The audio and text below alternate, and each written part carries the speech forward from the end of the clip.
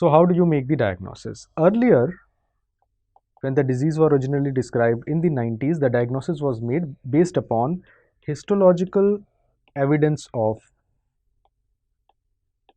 bile duct paucity in early life, along with any three of the five major systems getting involved.